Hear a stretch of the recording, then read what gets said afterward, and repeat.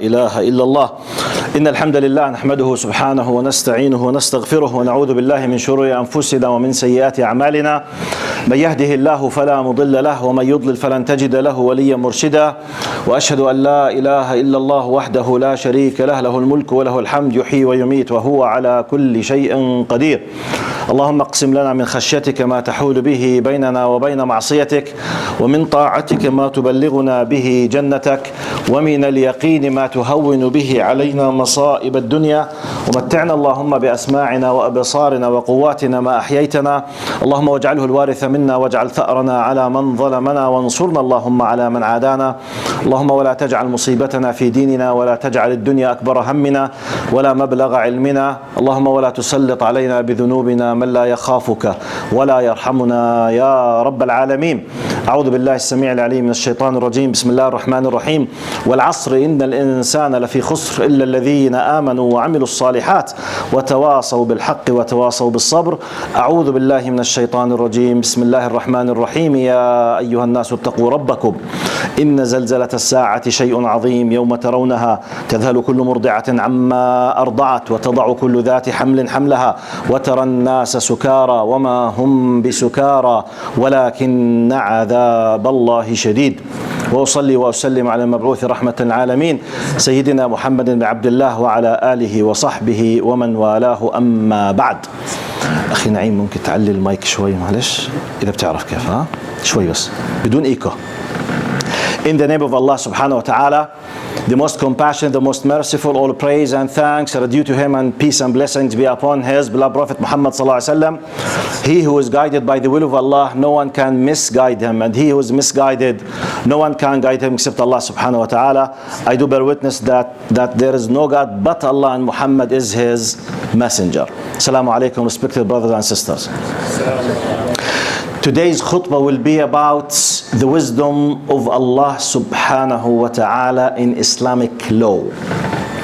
Hikmatullahi azimu hikmatillahi fil ahkam al-shar'iyya. The reason for this khutbah that some Muslims might find it difficult to perform some Islamic teachings, might find it against their free will to apply what Allah is commanding. It could happen. For some reasons, some people might find it difficult, unreasonable, not easy, uncomfortable, many justifications. The end result is some Muslims might feel unsatisfied, unhappy while they are performing what should be performed, or they don't do it from the very beginning because they are either not convinced or they don't like or against their freedom or any other justifications. هذه الخطبة يا أحبة هي نوع من الإجابة. Let's consider this خطبة as part 1. يبدو في مشكلة بالرفعته. الشيخ عبد العزيز هو خلص إذا في كونفليكت بين هذا وهذا. هذا مشكلة. طيب سوري. اللهم صل على سيدنا محمد. it could be part 1. لذلك موضوعنا هو عن الله سبحانه وتعالى الحكيم حينما شرع لنا الأحكام الشرعية وقال افعلوا ولا تفعلوا، ممنوع مسموح، مرغوب مكروه. ما الحكمة من وراء ذلك? What is the wisdom behind the Islamic law? And I know every single Muslim on earth is in need for such clarification, but because we live in the West, we will be in a more need for that, because everything around you is pushing with the other direction. Everything is telling you, you are free, don't do it, it's up to you, it's what you think, it's restrictions. You know, the concept of freedom sometimes might be misunderstood or misapplied. So that's why, as I told you, khutbah, this place, basically one of its most important rules basically is the solve the misconceptions or try to clarify the misunderstanding that has anything to do with Islam. Now, I will read a post by one of the scholars from Egypt, Jazahullahu khairan, in Arabic, then I'll explain it in English, and it will be my introduction for this topic. أحد العلماء المصريين يقول: تخيل أنك تمشي في مكان ما، فإذا بك تقرأ لوحة مكتوب عليها ممنوع التقدم حقل ألغام. هنا يقول: ستشكر من وضع اللوحة ولن تفكر في أنها قد تحد من حريتك، بل ستفهمها على أنها ضمان لسلامتك. وكذلك الأمر في حدود الله ومحرماته، فهي لا تقيد حريتك بل تضمن سلامتك. Now the translation of what this Egyptian scholar says. He says, imagine yourself walking in the streets. You found a sign that reads or tells you the following: don't move forward, minefield. A field which is full of mines, which means explosive things. So if you kept moving forward, you could lose your life or part of your body, or something, a disaster will happen. So a sign reads, don't move forward, a minefield. He continues, he said, definitely you will not think that the one who put this sign is trying to restrict your freedom, but rather he's trying to ensure your safety. So rather than thinking, look, why he's putting, no, say thanks that you told me, a minefield. I might lose my leg, I might lose half of my body, I might be disabled of my life, or I might die simply. So instead of thinking why this person decided to put this sign, because it restricts my freedom, think about that it was placed there to ensure your safety. لضمان سلامتك. Then he continues, this is exactly أحكام الله وضعت لا لتقيد حريتك وإنما لتضمن سلامتك. And it's exactly the example of the teachings, the regulations of Allah subhanahu wa ta'ala in His law. It was not designed, it was not revealed, it was not sent to restrict your freedom, but rather to ensure your safety. Under this, by the way, just by explaining this post, I believe I've done my job in this khutbah. But because, as we say, لولا الأمثال ما فهمت الأقوال, always we need to give examples to make it easy. What I will be doing in the coming 18 minutes that I have, I will giving you a common sense example that we all live and we agree upon. Then I will make an analogy to give you a few examples from the Islamic law. And by the way, one of the funny things that you need to explain to the people when you hear in the media, especially the American media, when they try to attack the Sharia law, be careful, they will apply the Sharia law. What is the Sharia law? It's the Islamic law. And by the way, the word Sharia means law. It's the law of the law. Look how ignorant they are. Sharia means, linguistically means the way. As a terminology means the Islamic law. So when they say, be careful, they will apply the Sharia law. They will apply the law of the law. This is the meaning. Ignorance.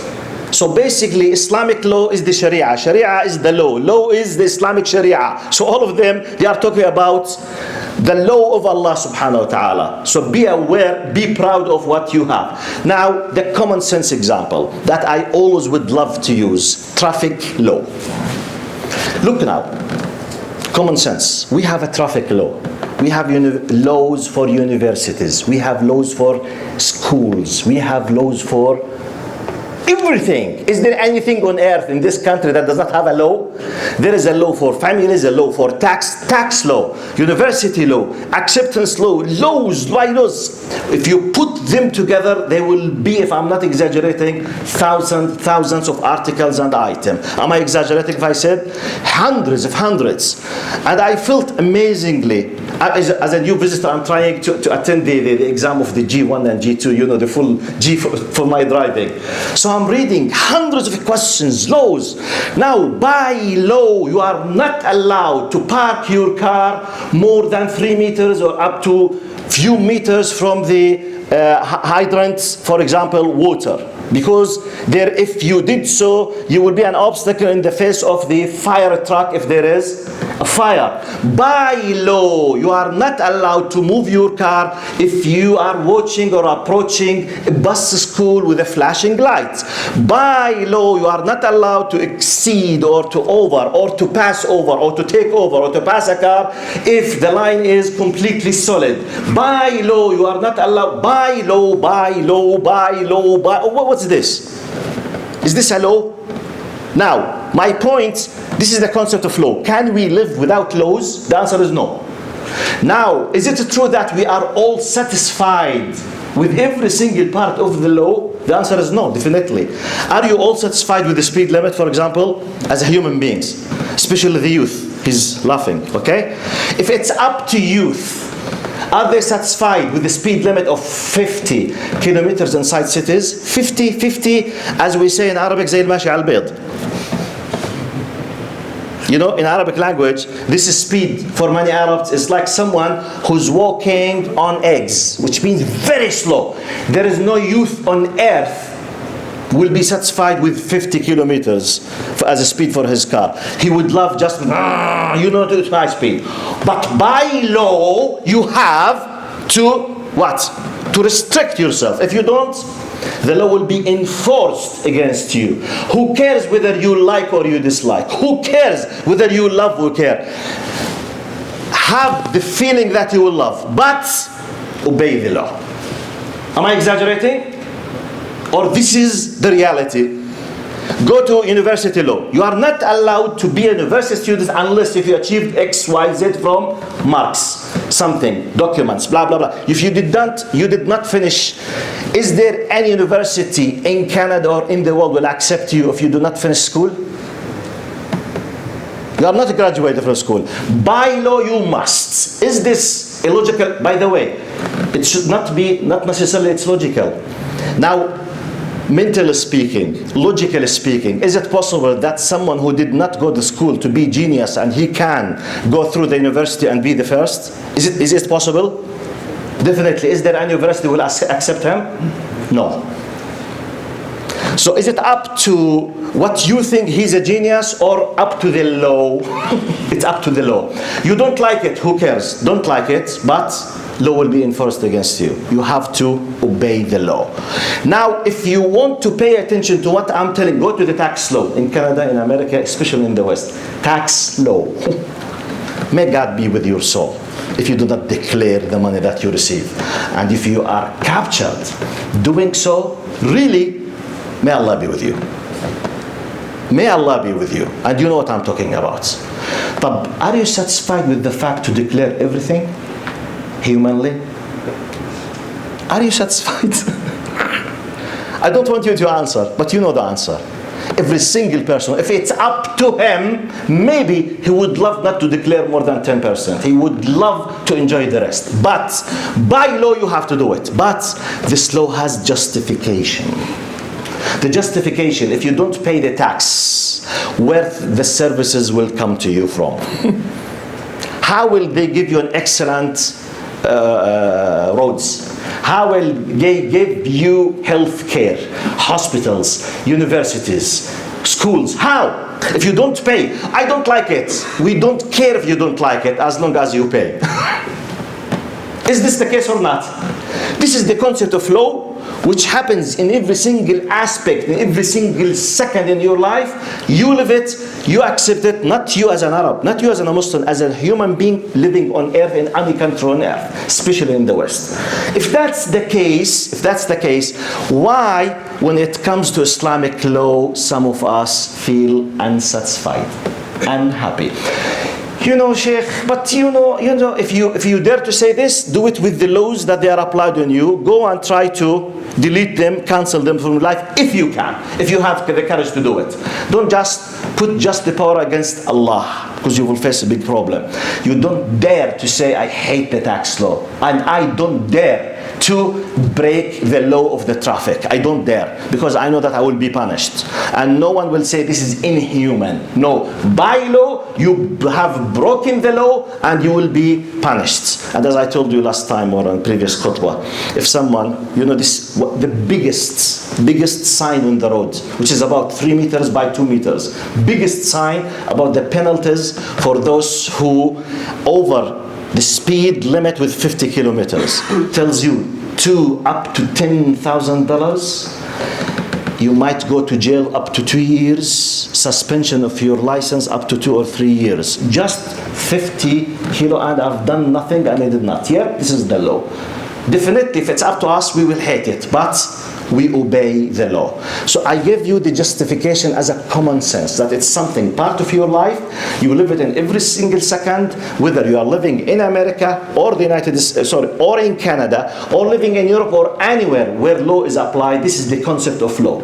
So please, as a Muslim, when you come to Islamic law, at least if someone is holding some kind of hatred or any kind of bad feelings towards Islamic teachings, just bring the fact that you are living, applying tens and hundreds of laws, and you are fully satisfied because there's justification, even though there is a big defects in the man-made laws. It's impossible to be just 100%, because always the one who put the law is a human being or a group of human beings, and sometimes they might be inclining to a group or against a group. They have some kind, like for example, alcohol now. Common sense tells you alcohol, it destroys everything.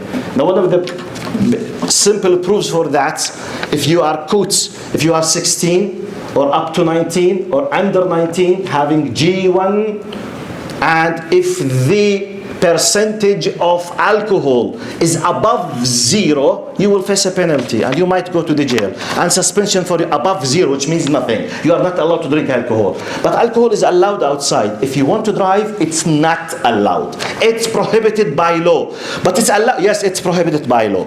So why, when it comes to Islam, we say, I think, please brothers, there is a lacking of spaces. Can you please come step forward? If you can squeeze yourself to your right hand, it will be okay as well. Squeeze to your right hand, and please step or 2 steps forward. Jazakumullahu khairan.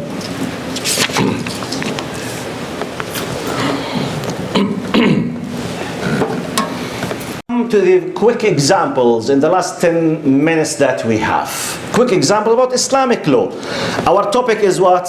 The divine wisdom, Allah's wisdom in Islamic law. When Allah gives us a law to do or not to do, it's for our benefit. It's to ensure our safety, not to restrict our freedom. So this is the core point of my khutbah.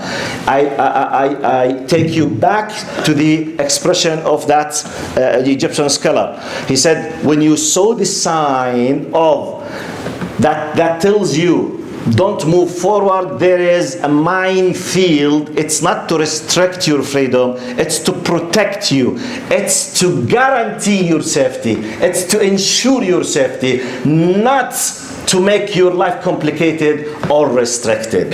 Taking this in mind, very quick examples. The prohibition of riba. Sometimes, because we repeat this, but we don't explain the justifications why Allah decided to make the riba haram. Why usury, riba, interest is prohibited. Why? Simply, in a very simple word, Allah created the money to be a means of exchange with goods, items, benefits, or for donations to help. Money should not be exchanged with money, because you will kill the life. Money is created by Allah to be exchanged, okay? So, you have an item, you have goods, I want to buy from you. This is money with sila, with goods, with items. I take something, I pay something. Buy 1. 2, money Exchange with services, benefits. You have skills, I don't have it. You can cut the grass outside you can remove the snow. You can fix my computer. I can't, or I don't have a time. So I pay you because you have done something as service. So exchange with items, things, goods, or exchange with, or pay in opposite to benefits or services, or out of my love because I respect you, I want to help you, I donate or I give a loan without interest, or I help or I give a gift. This is a package. But the system of riba says bankers, they take the money of the rich, it's freezed here, then the money will be given as a loan for the people in need. Those will return it back, money with money. Those in the middle, the vampires, some of them, just take the money, give the money, take the money, give the money. They will give part of the interest for this, for freezing their money in the bank. They will give part of it with double of interest. So the money with the money, that's why, as if they are, that's why some people, they call some bankers, they call them vampires, because simply they are controlling and enslaving everything in the society. If you want to understand what I'm talking about, go and read about the collapse into 2018 that happened in the world, and on top of them in the United States. Trillions and trillions and trillions of money, just full collapse. Why? Because of the riba. Because basically money with money. So you have money just on the computer. There is no real thing. So Allah is asking us not to live on a base of fake. Money just be exchanged. Either I'll give it to you as a gift, or I buy something, or I buy a service. That's why we don't have just the new banking system in Islam. So it's not a mere philosophical, theoretical pleasure in Islam. It's a matter of saving you from, quote unquote, being enslaved. This is the riba. So this is a justification why riba is haram in a very simple word. This could take special lectures for hours. I give it to you just in a very simple word without many details. So, yeah, Sheikh, why you... No. Okay, imagine that you don't understand. Is it the case that you understand every single in the immigration law or tax law or university law or the traffic law and you obey it? In many cases you don't. In some cases you don't like. In some cases even you hate, but you obey the law. But when you understand the justification, you will obey the law with love. You will obey it with full satisfaction. That's why please seek the knowledge.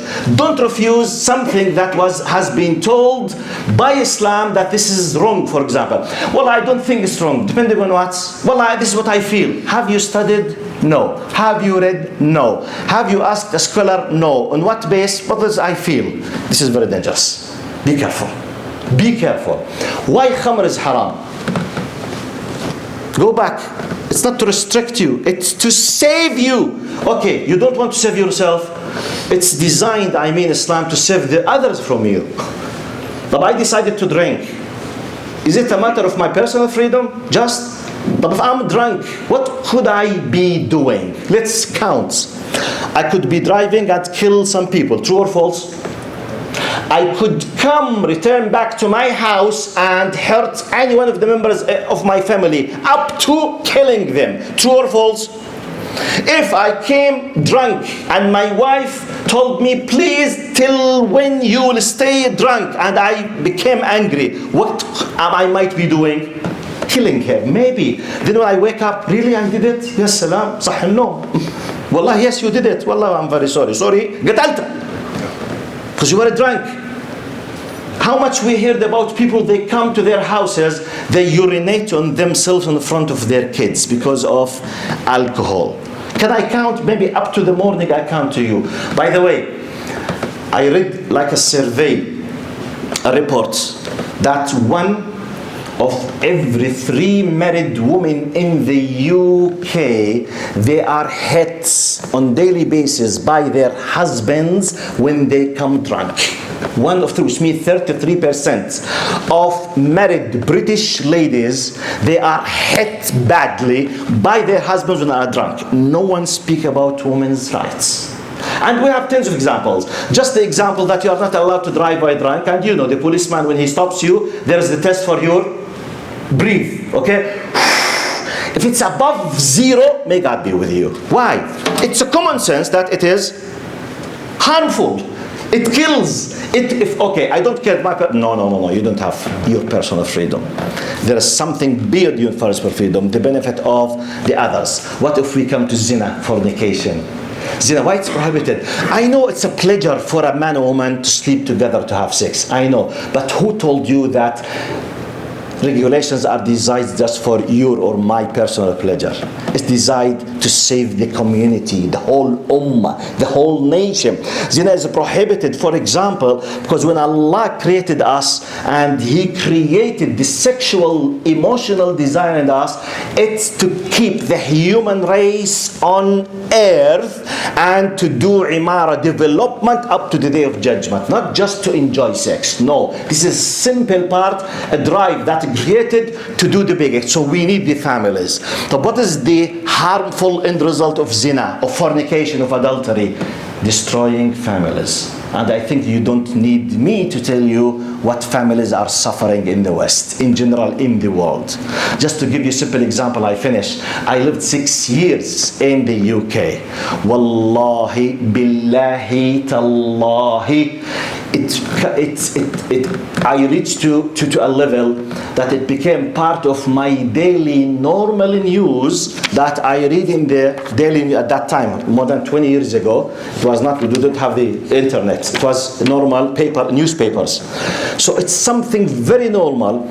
But just to give you, 20 years ago, the population of the UK, it was 64 million when I was there.